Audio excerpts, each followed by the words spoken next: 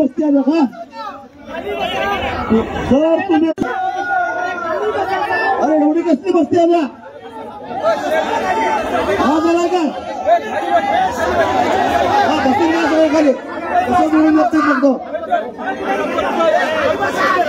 बसून घ्या तुम्हाला काही घाबरायचं कारण नाही सौम्य तुमच्या पाठीमागे काय काय करणार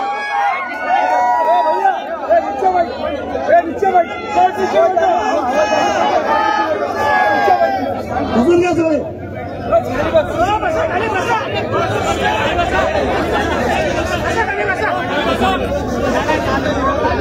बसून घ्या सगळे रस्ता तापलेला आहे जास्त वेळ बसायला येत नाही मला माहिती आहे तरी सुद्धा बसून घ्या अरे आपलं सगळं जैन बोर्डिंग घशात घातला मंदिर घशात घातला आणि तुम्हाला एवढा त्रास सहन होत नाही काय बसून घ्या तुम्ही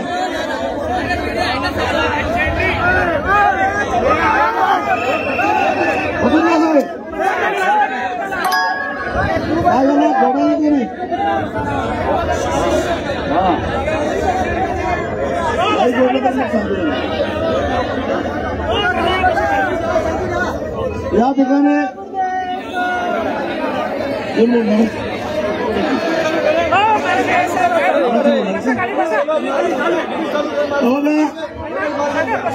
ऊन भयानक आहे मला मान्य आहे तर या ठिकाणी महाराष्ट्र काय झालं मी उतरू का खाली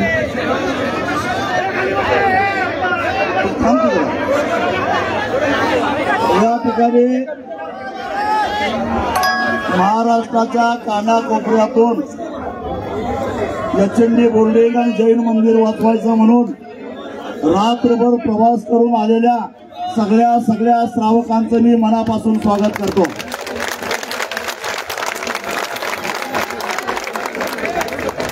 काही लोकांना असं वाटतं हे लोक मायक्रो मायनॉरिटी मधले आहेत यांच्यावर अन्याय केला यांच्या मालमत्ता हडप केल्या तर आपल्याला कोणी विचारणार आहे त्यांना मला एवढंच सांगायचं आहे या पृथ्वी तलावर सगळ्यात मोठा प्राणी कुठला असेल तर तो हत्ती हे जरा थांबते बाबा काय चाललंय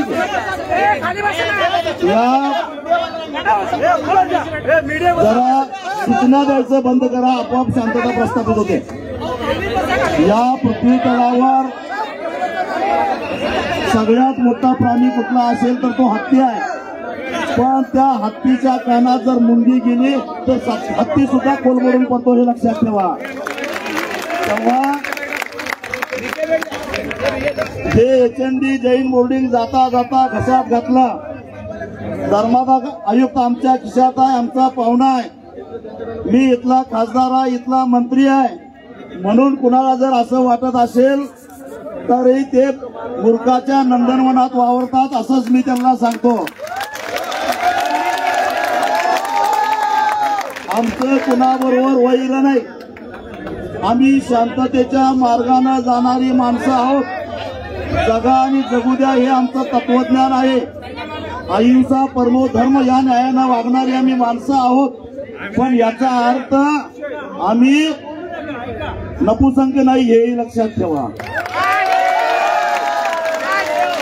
अहिंसेचा दागिना मर्दाच्याच गळ्यात शोभून दिसतो बाकी कुणाच्या नाही दुसरा शब्द वापरणार होतो मी पण वापरत नाही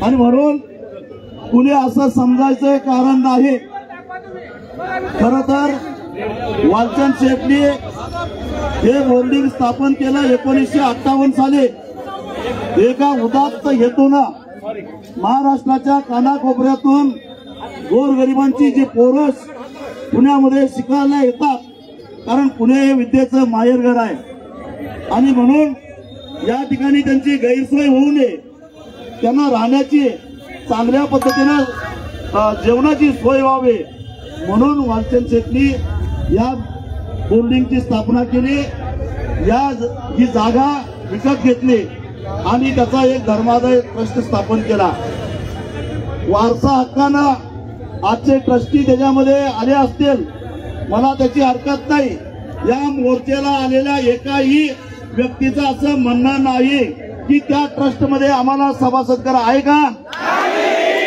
आम्ही कुणीही ट्रस्टी होणार नाही, आम्ही कुणी सभासद होणार नाही, पण ही समाजाच्या मालकीची, समाजाला दान दिलेली जागा तुम्ही जर का विकायला लागला तर तुम्हाला काढल्याशिवाय सोडणार नाही,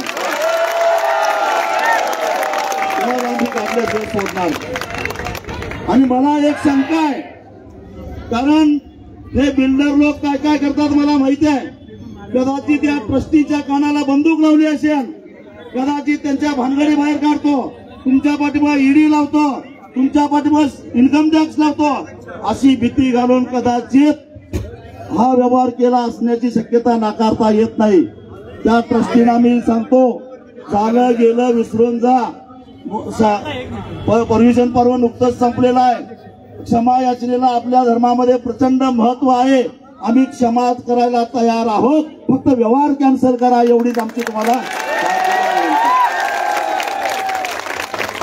व्यवहार कॅन्सल करा, तो हयात ट्रस्टी राहा. या बोर्डिंगच्या विकासासाठी, मंदिरासाठी तुमच्याकडे काय प्लॅन असेल तर तो प्लॅन मांडा. आम्ही भीक मागून तुम्हाला पैसे गोळा करून देतो, पण बिल्डराच्या घशामध्ये ही जागा घालू नका, एवढंच आमचं म्हणणं आहे. बरोबर आहे ना? आणि म्हणून या आंदोलनामध्ये या विद्यार्थ्यांच्या बरोबर मी पहिल्यापासून आहे. साधारणपणे 2 महिन्यापूर्वी माझ्याकडे विद्यार्थी आले आणि ते ज्यावेळी अशा प्रकारचं हे आंदोलन करत होते त्यावेळी त्यांना काही लोकांनी भीती घातली, तंबी दिली. आणि बिल्डर लोक कसं भीती घालतात तुम्हाला माहित आहे, कसं गायब करतात तुम्हाला माहिती आहे. आणि मग त्यावेळी मला यातमध्ये उतरावं लागलं, कारण मी शेतकरी चळवळीतला माणूस असल्या भानगडीत कधी पडत नाही. पण जेव्हा या माजी विद्यार्थ्यांना भीती घातली गेली, तंबी दिली गेली, त्यावेळी मग ते मैदानात मीच उतरलो. काय व्हायचं बोलले म्हटलं. आणि त्यांना सांगितलं, अरे महाराष्ट्रामध्ये माजलेले एक एक साखर सम्राट, त्यांना वटणीवर आणणारा मी मिरिंग मास्टर आहे, माझ्या नादाला लागू नका. आणि या पोरांच्या अंगाला जर हात लावला तर याद राखा, परिणाम चांगले होणार नाहीत. कारण जरी आम्ही चळवळीमध्ये काम करत असलो तरी तुम्ही जे उद्योग करताय त्याच्यापेक्षा मोठे उद्योग करायला आम्हाला काय कमी होणार आहे, आमच्यात तेवढी ताकद आहे, अशी मनगट आमच्याकडे आहे. मी तुम्हालाही सांगतो, या मोर्चामध्ये का गेला, या चळवळीमध्ये का सामील का झाला, म्हणून जर का तुम्हाला कुणी जर काय भीती घालत असेल तर फक्त मला सांगा, त्यांना एकाला बघून घेतो, घाबरायचं नाही. अरे अहिंसेमध्ये एवढी मोठी ताकद आहे. महात्मा गांधींनी अहिंसेचा आधार घेत या देशामध्ये इंग्रजांना हाकलून लावलं, एवढी मोठी ताकद अहिंसेमध्ये आहे, लक्षात ठेवा. शांततेमध्ये आहे. आणि जगाने जगू दे हा तर आमचा आत्मा आहे, हा विचार आमचा आत्मा आहे. त्यामुळं सत्याच्या मार्गानं, सत्तेच्या नव्हे, त्यांच्याकडे सत्ता असेल, आमच्याकडे सत्य आहे, सत्याच्या मार्गाने संघर्ष करून हे बोर्डिंग आम्ही पुन्हा वाचवणार आहोत, मंदिर वाचवणार आहोत. बघूया काय करतात. आता विक्री तर झालेली आहे. मी काय सांगतो ऐका, ही विक्री झाली, मुख्यमंत्री म्हणतात माझा काय संबंध आहे, पण या विक्रीला परवानगी देणारे धर्मादाय आयुक्त, काय नाव त्यांचं, अमुक कलोटी, हे त्यांचे एकदम जवळचे नातेवाईक आहेत. त्याला योगायोग म्हणायचं का? या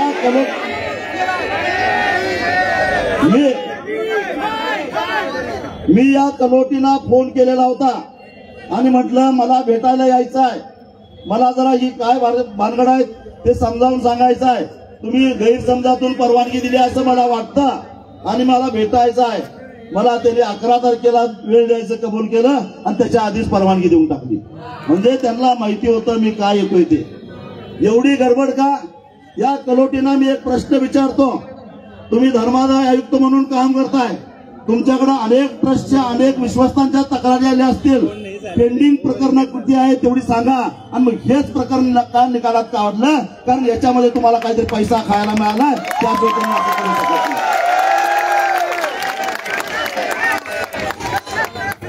केवळ कलोटी नाही, मी या गोखले डेव्हलपर मध्ये या पुण्याचे खासदार मुरलीअण्णा मोहोळ यांची भागीदारी आहे, हे त्यांनीच निवडणुकीच्या विवरणपत्रामध्ये दिलेलं आहे.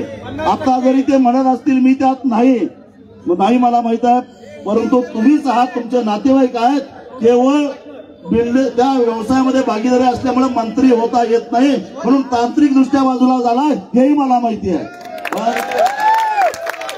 याच्या पाठीमागचे बोलविधी झाले मुरली अण्णाच आहेत. मुरली अण्णा तुम्ही पैलवान आहात, मी कोल्हापूरचाच आहे.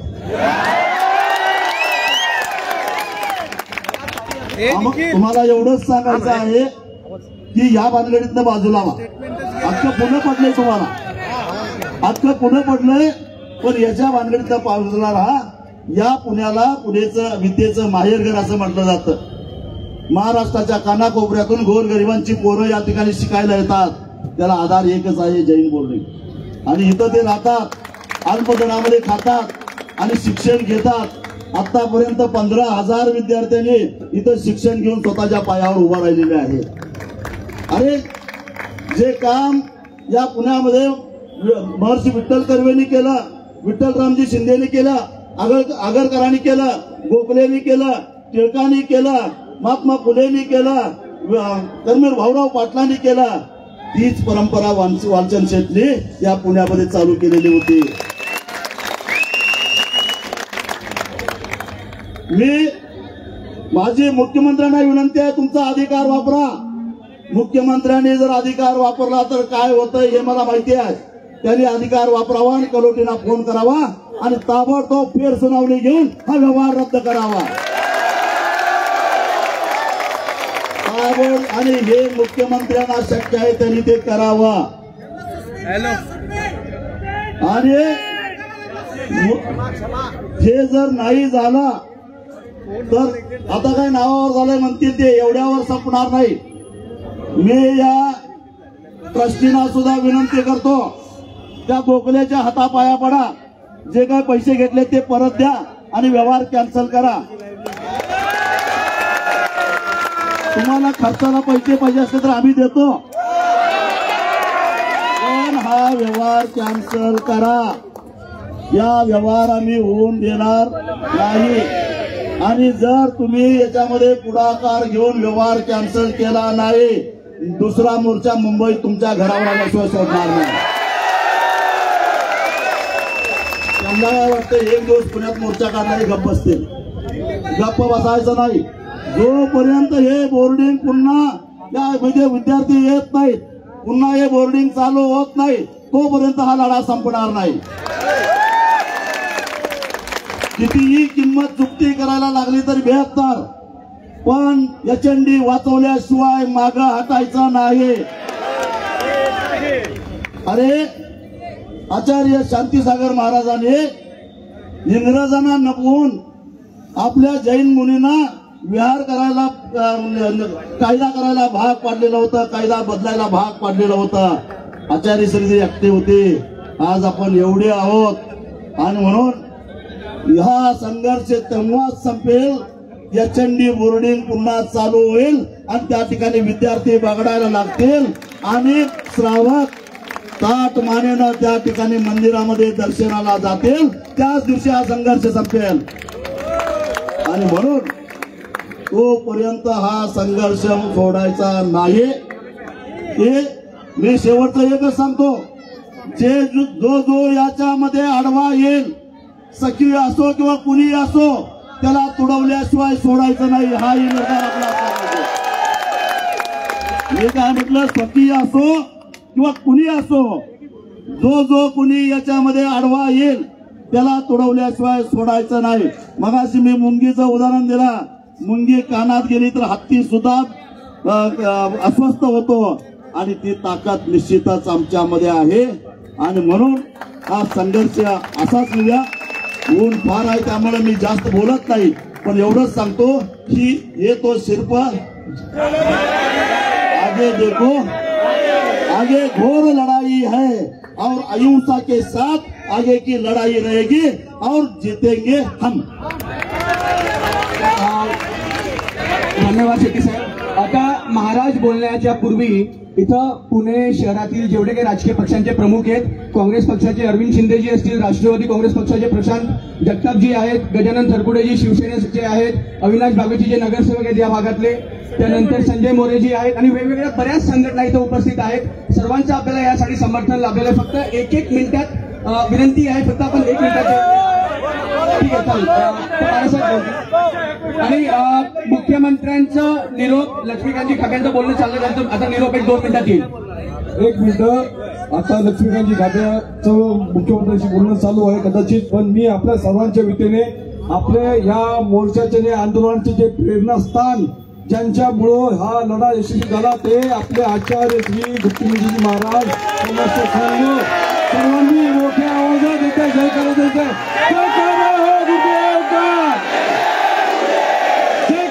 गुरुदेव का HMB हम बचाएंगे.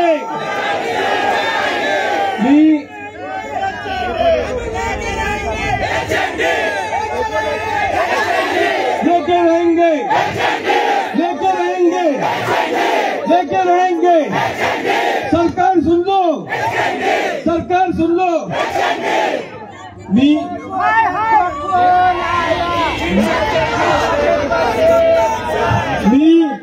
सर्वांनी शांतता राखावी.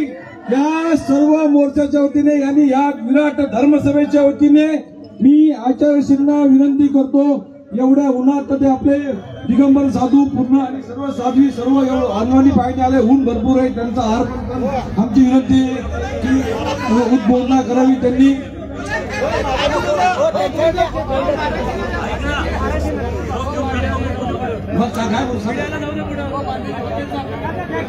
एक मिनिट. मुख्यमंत्र्यांचा काही निरोप यांनी आणला आहे, काही निरोप आपण ऐकू आणि काय असं सांगा. सगळ्यांनी कृपया शांत बसायचंय. शांत बसून सगळ्यांनी कृपया या गोष्टीकडे लक्ष द्या. बोलो अहिंसा परमो धर्म की, अहिंसा परमो धर्म की. आम्ही काल पांडेजी, मी, आनंद कांक्रिया, आम्ही राज्याच्या आपले जे मुख्यमंत्री आहेत आदरणीय देवेंद्रजी फडणवीस त्यांना भेटलो, त्यांना निवेदन दिलं. ते म्हणले मी हे सगळा पेपर लाईन टू लाईन वाचतो आणि आज तुम्हाला निरोप देतो. आज आपल्या महाराष्ट्राच्या मुख्यमंत्र्यांचा निरोप आत्ताच आलाय की जैन समाजाच्या भावना मी पूर्णपणे लक्षात घेतलेल्या आहेत आणि जैन समाजावरती कुठल्याही प्रकारचा अन्याय होणार नाही याची काळजी महाराष्ट्राचा मुख्यमंत्री म्हणून मी घेतो, असा निरोप त्यांनी आपल्याला दिलेला आहे.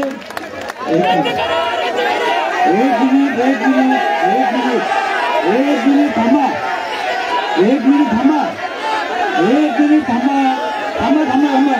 ऐका जरा, ऐका. अरे तुमचं ऐका जरा.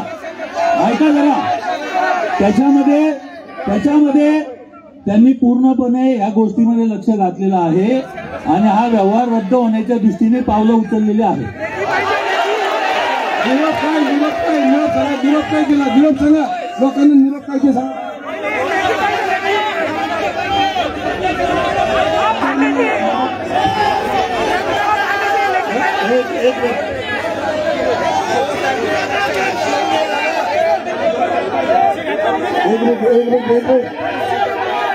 जरा ऐकून घेते,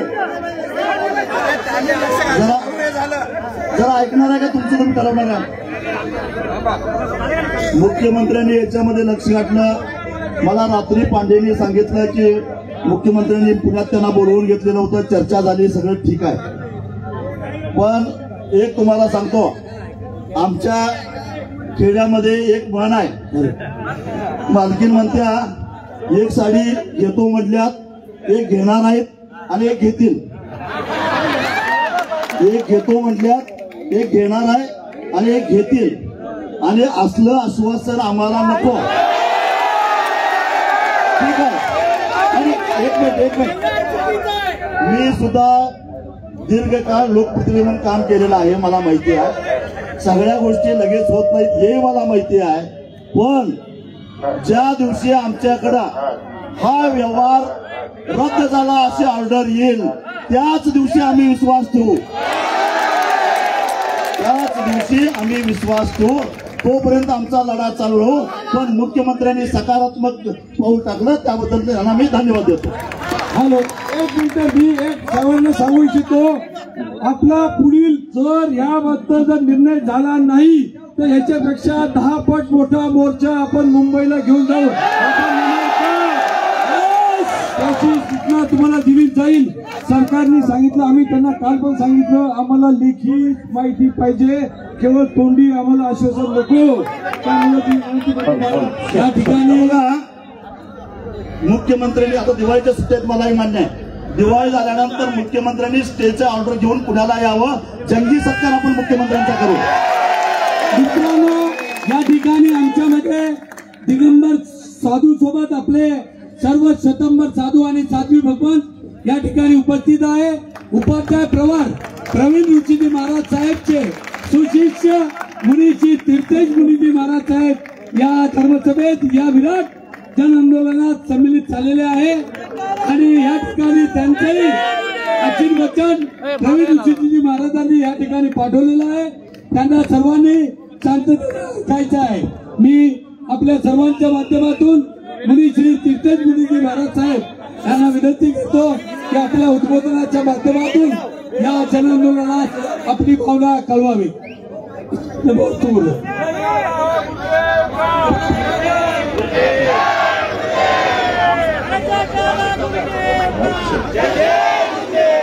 भगवान महावीर स्वामी की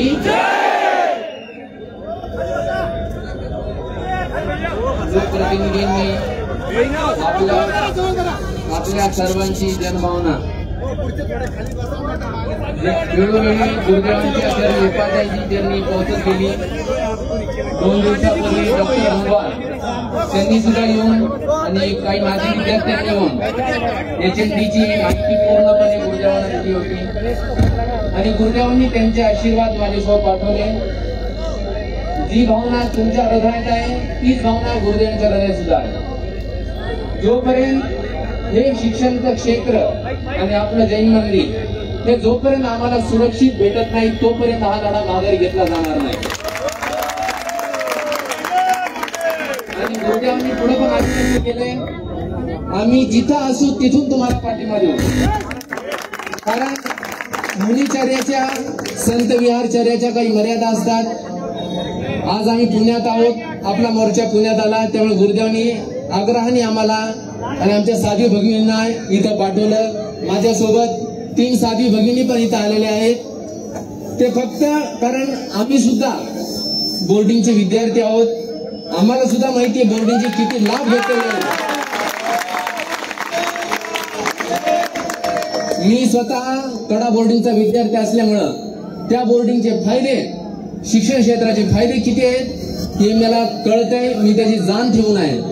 आणि विशेष म्हणजे काल ज्यावेळेस मी ऐकलं की ट्रस्टी सगळे आपलेच असून सुद्धा ही घटना ज्यावेळेस होती त्यावेळेस थोडस मनाला कुठं ना कुठं दुःख होतं. तरी मी त्या ट्रस्टी सोबत सुद्धा मी माझ्या मनाची भावना पोहोचू इच्छितो. ज्या काही कारणाने तुम्ही हा व्यवहार केला असेल त्याच्यात आम्हाला काही घेणं देणं नाहीये. कारण राजू शेट्टी साहेबांनी सांगितलेले आम्हाला कोणाला ट्रस्टी व्हायची काही इच्छा नाहीये, आम्हाला तुमच्यात काही लाभ नकोय. पण जे आमचं आहे, ज्यांनी आमच्यासाठी दिलंय ते आमच्यासाठी सुरक्षित ठेवा. आम्हाला तुमच्यावर काही नकोय. आणि हा लढा जसं सांगितलंय फक्त आश्वासनापुरता मर्यादित राहू नका, कुणावर भरोसा ठेवू नका. रात्र वैर्याची आहे. जोपर्यंत हातात पूर्णतः GR येत नाही तोपर्यंत लढा थांबवायचा. कारण भगवान महावीर स्वामींनी सांगितलेले अहिंसा धर्म तोपर्यंतच आहे जोपर्यंत त्याचे तो काही सार्थकता आहे. कारण हे आम्हाला पण माहिती आहे, डिफेन्सला काउंटर अटॅक करायला भगवान महावीर स्वामींनी मनाई केलेली. काउंटर अटॅक आम्ही सुद्धा करू शकतो.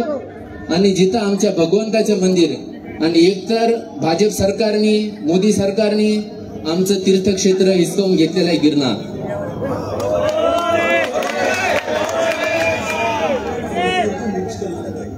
और ये गिरनार क्षेत्र गेलेलं आहे. आणि आता जर आपण जर असंच जर राहिलो तर HND सुद्धा यांच्या माध्यमातून गेल्याशिवाय राहणार नाही. त्यामुळे ह्या आश्वासनाला बळी पडू नका. येणारा भगवान महावीर स्वामींचं निर्वाण कल्याण महोत्सव आहे, त्या निर्वाण कल्याण महोत्सवपर्यंत सुट्ट्या जरी असल्या तरी एक गोष्ट ध्यानात ठेवा, जर रातोरात जर तुम्ही परमिशन देऊ शकता तर रातोरात व्यवहार सुद्धा कॅन्सल तुम्ही.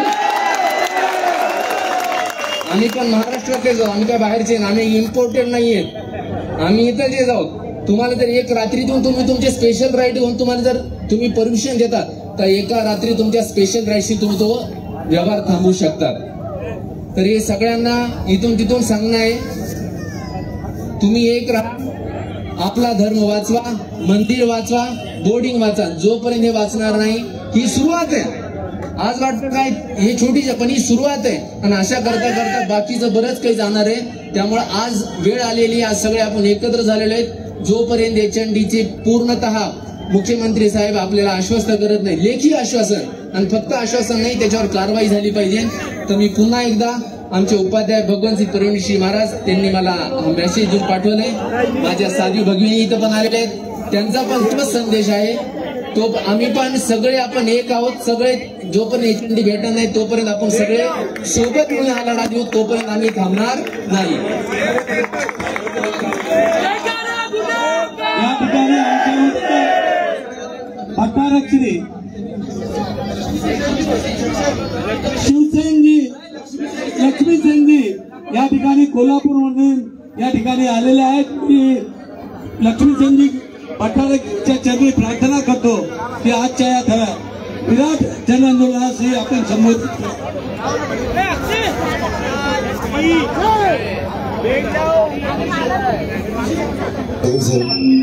ओम नमः सिद्धेभ्य. बोलो महावीर तीर्थंकर भगवान की, आचार्य गुप्तीनंदी जीवन महाराज की, बोलो समस्त वणी संघ की. वेळ खूप झालेला आहे, सगळेजण उन्हामध्ये राहिलेला आहात, पण 1-2 मिनिटांमध्ये सामान संपवतो. बघा, ह्या वर्षामध्ये फक्त HNDच नाही तर जैन धर्मावर अनेक प्रकारचे अन्याय झालेले. प्रत्येक वेळेला अनेक वेळा आपण आंदोलन केलेले. आता तरी जैन समाजानं समजून घेतलं पाहिजे, आपण एकता राहिली पाहिजे आपल्यामध्ये. ज्या दिवशी आपल्यामध्ये एकता येईल त्याला सर्व प्रकार सरकार सुद्धा आपल्या समोर नतमस्तक होईल. त्यासाठी आपण एकतेने राहिलं पाहिजे. आणि जोपर्यंत हे HNDचं बोर्डिंग आहे ते विद्यार्थ्यांच्या हक्काचं आहे, त्या श्रावकांच्या हक्काचं आहे जे तिथे पूजा करतात, ते विद्यार्थ्यांच्या, गरीब विद्यार्थ्यांच्या हक्काचं आहे, आणि ते हक्क त्यांना मिळालंच पाहिजे. आणि जोपर्यंत आपल्याला हे परत बोर्डिंग मिळत नाही तोपर्यंत आपल्यामधली एकता, कारण सरकारचं नियोजन असं असतं, काहीतरी द्यायचं आणि पुढे करायचं, हे सरकारचं नियोजन असतं. त्यामुळे कुठेही भूलू नका, आपल्यामधली एकता ठेवा. आणि जोपर्यंत बोर्डिंग आपल्याला मिळणार नाही तोपर्यंत असाच लढा आपण कायम करण्याचा आहे. परंतु आचार्य गुरुदेवांचं आता मार्गदर्शन होणार आहे.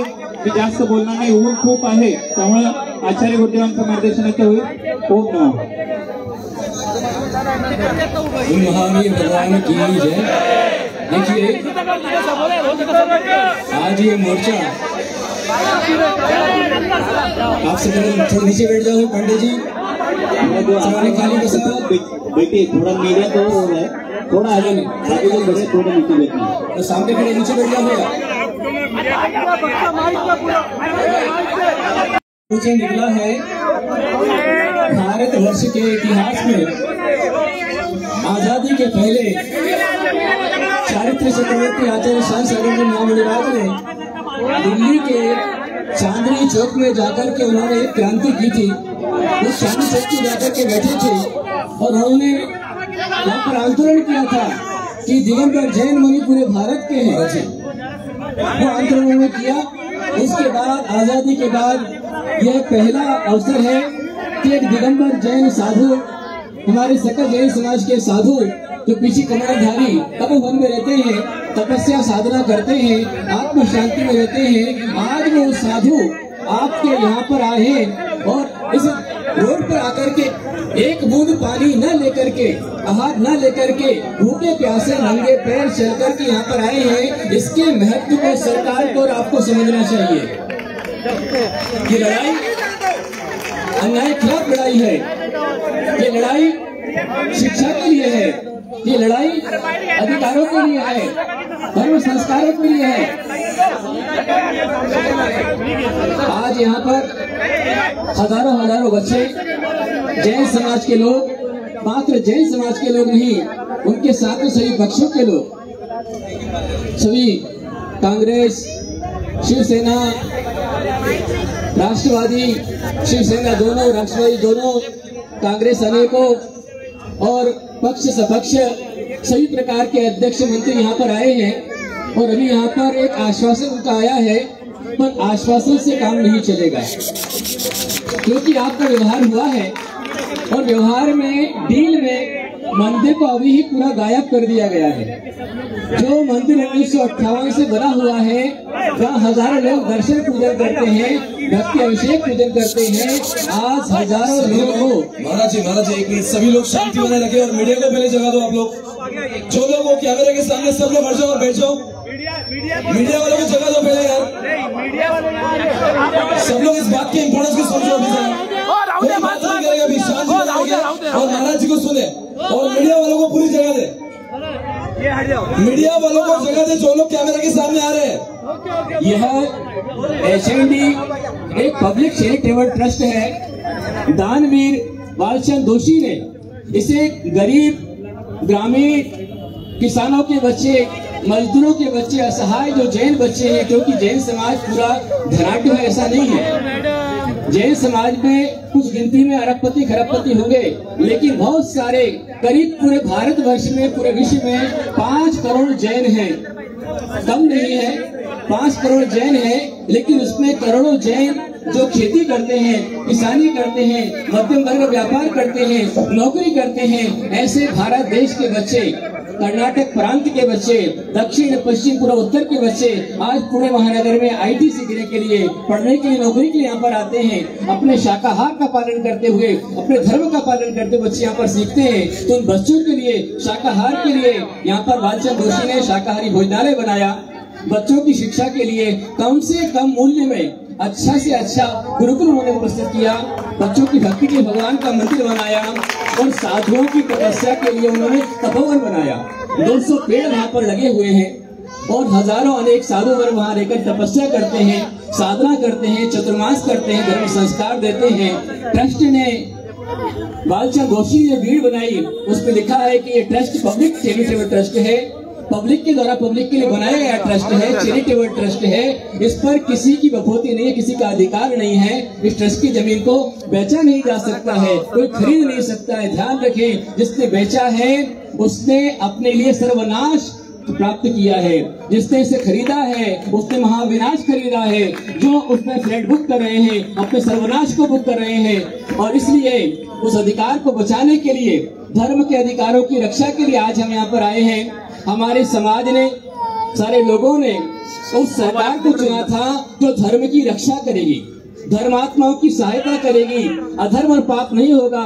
धर्म की रक्षा के लिए सरकार को चुना गया था, पर जो सरकार धर्म की रक्षा नहीं कर पाए, धर्मात्माओं की रक्षा नहीं कर पाए, जिस सरकार के शासन में हमारे भगवान महावीर बिक जाए, उनका मंदिर बिक जाए, ऐसी सरकार हमें नहीं चाहिए। जिस सरकार में पेड़ कट जाए और गरीब अशिक्षित बच्चों की शिक्षा का अधिकार छीना जाए, ऐसी सरकार हमें नहीं चाहिए। हमें अगली बार चुनना है तो वो सरकार चुनना है जो गरीबों का साथ दे, जो अशिक्षितों का साथ दे, जो हमारे धर्म का साथ दे, धर्मात्माओं का साथ दे। सरकार मुझे चाहिए। मैं आश्वासन से मानने वाला नहीं हूँ। मैं मात्र इतना कहना चाहूंगा पूरी सरकार, पूरी मीडिया को कि आज हमारे 2-4 बच्चे बहुत दिनों संघर्ष कर रहे हैं, सैकड़ों बच्चे एच संघर्ष कर रहे हैं, पर उनकी आवाज को दबाया गया। पेपर में कोई बात नहीं आने देगी। 2 अक्टूबर को आंदोलन हुआ, अहिंसक आंदोलन, उपोषण किया गया, पर कोई समाचार की खबर नहीं बनी।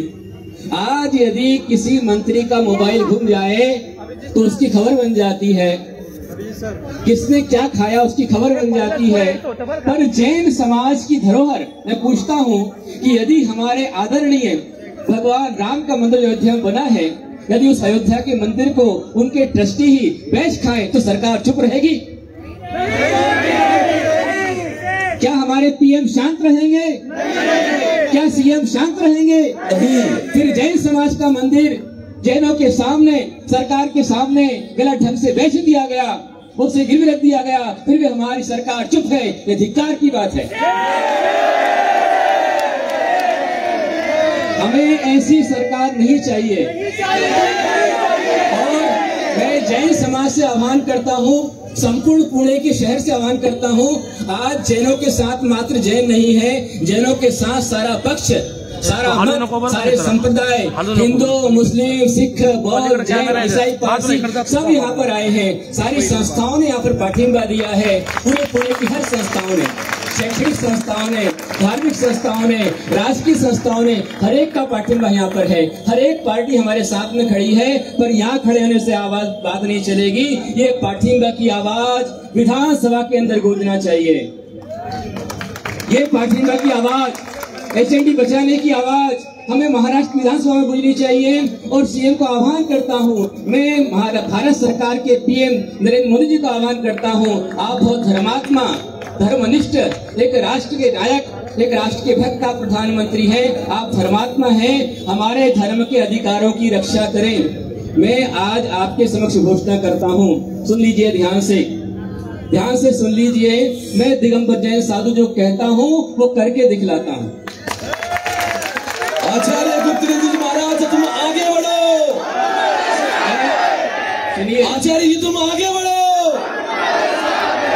आगे आप ही रहेंगे, हम मार्गदर्शक रहेंगे।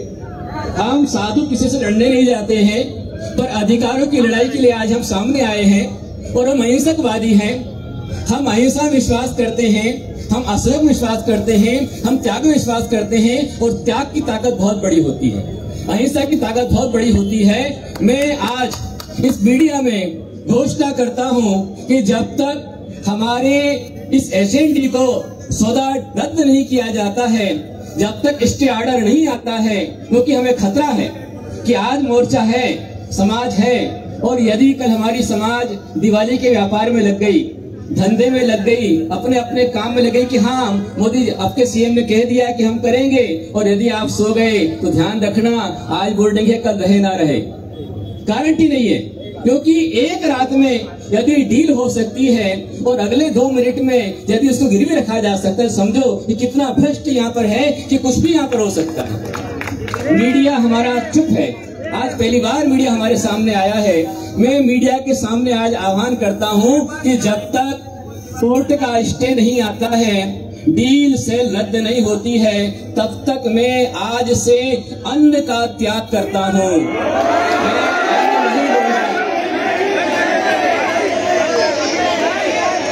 मैं अन्न के अतिरिक्त मैं आज अनाज का त्याग करता हूँ।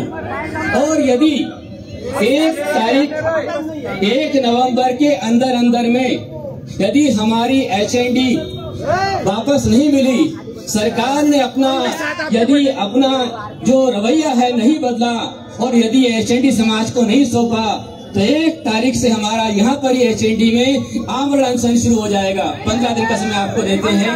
उसके अंदर में समाज को जो भी करना हो, शासन को जो भी करना हो, हमारा एचएनडी नहीं, हमारे वो वृक्ष, हमारा वो मंदिर, हमारी वो मूर्ति जिसका सही मान आज बेचा गया है, उसे पुनः वापस मिलना चाहिए। ऐसा मैं आपके समक्ष आह्वान करता हूँ। आज से मेरा अनाज का त्याग है। हमारे आचार्य शांति सागर जी ने जब तक जिनवाणी का प्रकाशन नहीं हुआ, तब तक उन्होंने अन्न को त्याग दिया था। और ग्रंथ प्रकाशन जब सरकार ने स्वीकार किया, जिन्होंने स्वीकार, उसके बाद उन्होंने अन्न दिया था। ये लड़ाई सामान्य लड़ाई नहीं है। धरती पुत्र, किसान, उनके बच्चे, गरीब असहाय बच्चे आज उनका अधिकार छीना जा रहा है, गरीबों का अधिकार छीना जा रहा है, असहायों का अधिकार छीना जा रहा है। मैं कोई राजनीति करने नहीं आया हूँ, मैं कोई राजनेता नहीं हूँ, मैं तो एक धार्मिक संत हूँ, मैं त्याग में विश्वास करता हूँ। मैं यहाँ से हमारे देश के प्रधानमंत्री नरेंद्र मोदी को कहना चाहूंगा, मैं यहाँ से महाराष्ट्र के सीएम फडणवीस जी को बोलना चाहूंगा कि यदि अभी भी आपके अंदर थोड़ी धार्मिकता है, तुरंत एक्शन लें और जैनों का अधिकार जैनों को पुनः वापस दें। इतना कहकर मैं अपनी बात को पूरा करता हूँ। माझी सरकारला विनंती आहे की आमचं निवेदन घ्यायला तुमचा प्रतिनिधी पाठवा, खाली कुठला तरी तुमचा प्रतिनिधी पाठवा। आमची सरकारला विनंती आहे की आपला प्रतिनिधी इथं पाठवा। आचार्यश्री आमचं निवेदन सरकारकडे पाठवायचं आहे, आमचं निवेदन इथे स्वीकार करावा ही आमची विनंती आहे। आज साक्षात दिगंबर संत असं इथे आले आहेत। निवेदन घेण्यासाठी कलेक्टर ऑफिस मधून खाली येणार आहे, त्यामुळे कोणीही कलेक्टर ऑफिस मध्ये आज जायचं नाही। कलेक्टर ऑफिस मधून निवेदन घेण्यासाठी इथं लोक येणार आहेत। आत जाण्यासाठी कोणी गडबड करायची नाही, खाली बसून घ्या आणि बसून घ्या खाली।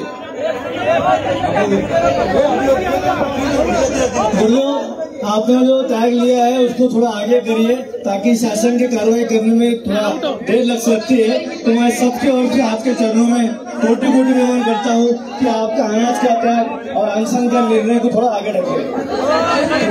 मीडिया बाइट लेंगे तब तक, और जब तक अपना निवेदन नहीं आते हमें यहाँ पे बैठना है। जय करो गुरुदेव का, जय करो गुरुदेव का। अपना निवेदन स्वीकार करने तक हमें यहाँ पे ही बैठना है, किसी को घर नहीं जाना है। तब तक मीडिया बाइट वगैरह सब व्यवस्था हो जाएगी।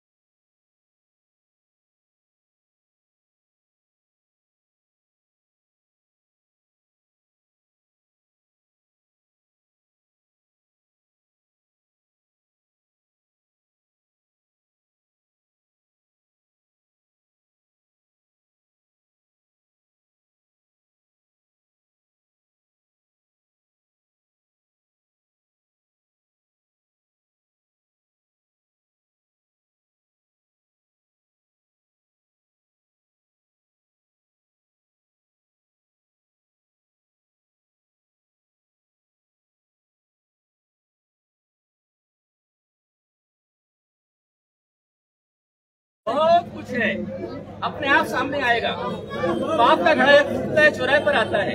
मैं किसी पार्टी किसी व्यक्ति का नाम नहीं लूंगा, आपके सामने स्वयं आएगा। ये जिम्मेदारी आपकी है, जो मीडिया है उसका काम है। आज कलम की सिपाही है। आपने आत्मत्याग किया है, सरकार को चेतावनी दी है। मैंने अभी सिर्फ सरकार को चेतावनी दी है, खाने के लिए मैं फल ग्रहण करूंगा, मैं सब्जी ग्रहण करूंगा, लेकिन इसके अलावा आज मैं जब तक हमें कोर्ट से रिश्ते नहीं मिलता है, सरकार हमारा सौदा डील रद्द नहीं करती है, तब तक 15 दिन का समय मैं देता हूँ। उसके लिए मैंने अनाज का त्याग किया, अनाज का मैंने त्याग किया है। ये सामान्य त्याग नहीं है, और यदि सरकार नहीं चाहती तो और बहुत बड़ा आंदोलन आज होगा। आज तो गिनती पर लोग यहाँ पर आए हैं, गिनती के लोग यहाँ पर आए हैं, लेकिन यदि ये सरकारी आवाज यदि आपको देश में पहुँचाना है तो सारे देश के लोग जाएंगे, निश्चित रूप से बहुत बड़ा काम होगा। और जो सरकार यदि हमारी बात को नहीं मानेगी तो आगे उस सरकार नहीं रह पाएगी।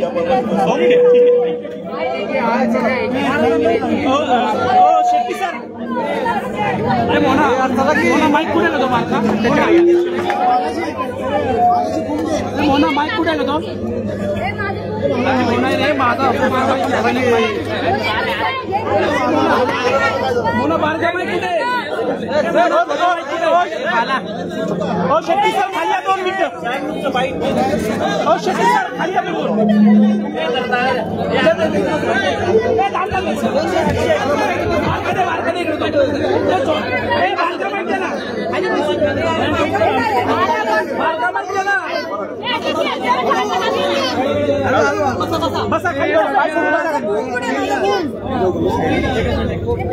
बारका माईक कुठे?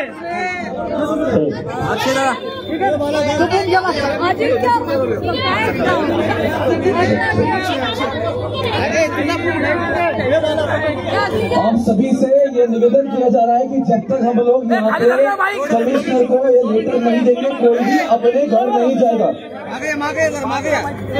शुक्र जी ऑर्डर जल्दी से यहाँ पे आए। यहाँ पे ही आपको रुकना है जब तक हमारी ये सभा पूरी तरह से खत्म नहीं हो जाती, कोई नहीं जाएगा।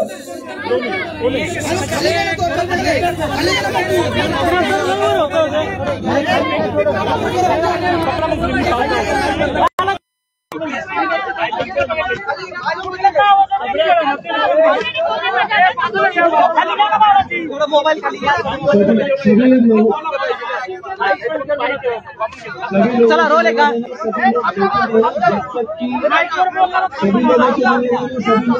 कोई भी जाएगा नहीं। ओके का मोठ्या स्वरूपाचं आंदोलन जे आहे ते जैन समाजाच्या वतीने केलेलं पाहायला मिळतंय। या सगळ्या प्रकरणामध्ये तुमचा आरोप कोणावरती आहे, कोणाच्या माध्यमातून हे सगळं झालं असं वाटतंय? सरकारवर टीका जी आहे ती केली जाते।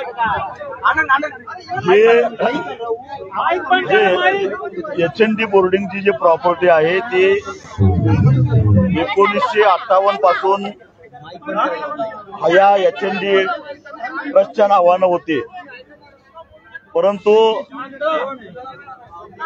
मधल्या काळामध्ये HND ट्रस्टच्या ट्रस्टीने ती जागा गोखले डेव्हलपर्सला विकण्याचा निर्णय घेतला।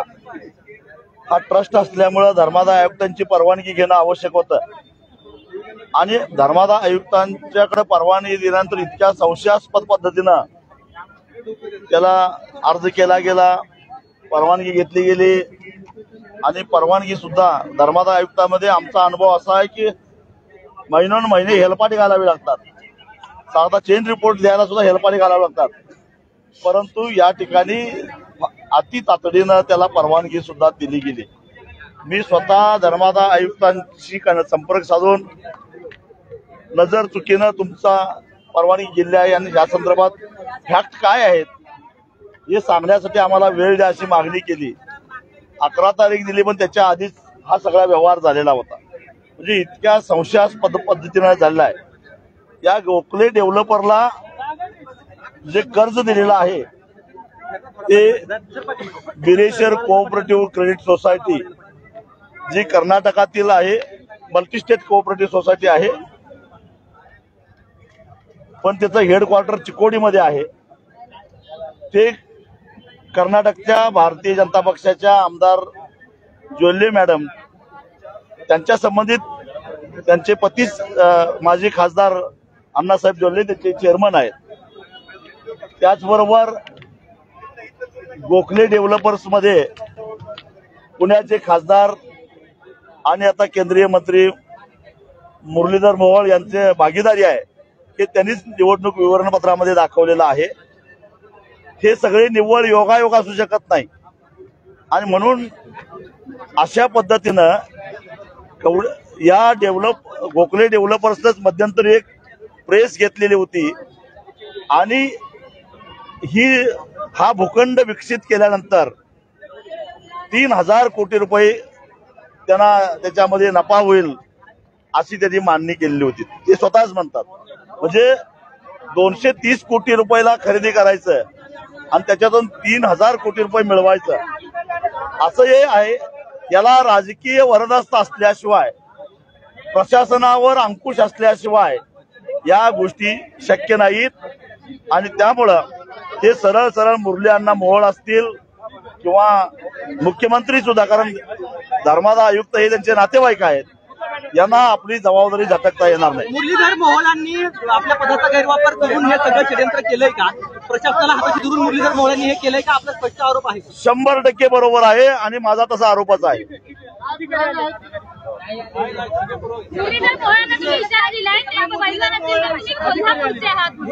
कोल्हापूरचे लोक पैलवान असतात हे त्यांना माहिती आहे म्हणून म्हटलं आणि ते कोल्हापूरलाच कुस्ती शिकून गेलेले आहेत. या गोखले बिल्डरचा आणि मुरलीधर मोहोळांचा नेमका काय संबंध आहे? तुम्ही काय बघितलंय का? स्वतःची पार्टनरशिप आहे याबद्दलचे काही पुरावे आहेत का? गोखले डेव्हलपर्स मध्ये ते भागीदारी आहेत असं त्यांचं निवडणूक विवरणपत्र सांगतंय आणि निवडणुका होऊन तरी आता अगदीच अलीकडे झालेलं आहे आणि त्यामुळं ते स्वतःच निवडणुकीच्या विवरणपत्रात दिलेलं आहे त्यांनी मी भागीदारी असल्याचं. म्हणजे ही संपूर्ण जागा जी आहे ती मुरलीधर मोहोळांनी हडप केली असं गोखले म्हणायचं. डेव्हलपरला 3000 कोटीचा फायदा होतोय पण त्याच्यामध्ये मुरलीधर अण्णा मोहोळ भागीदार आहेत. मुरलीधर मोहोळांनीच हे सगळं षडयंत्र रचलं म्हणायचं का? ही सगळी जागेवरती मुरलीधर मोहोळांचा डोळा होता असं म्हणायचं? त्यांनी सांगावं. मग त्याच्या पुढे त्यांचे कोण वरिष्ठ असतील तर त्यांचं नाव सांगावं.